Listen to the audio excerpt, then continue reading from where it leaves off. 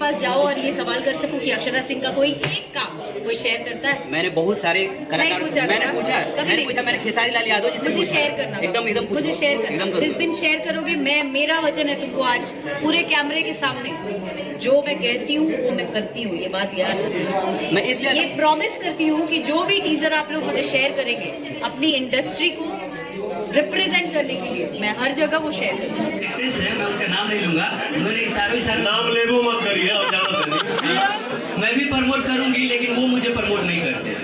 Thank you उनके सोच को, जो उन्होंने बोला कि हाँ मैं प्रमोट करूंगी। कितना बड़ा सर है यूट्यूबर भाई हमारे इधर, कितने साल से हो इंडस्ट्री में, कितने साल से गाना सुनते हो, अरे किसको प्रमोट किया हूँ या नहीं किया हूँ आप में इतना कैलिबर है कि आप किसी और एक्टर के पास जाओ और ये सवाल कर सकूं कि अक्षरा सिंह का कोई एक काम कोई शेयर करता है?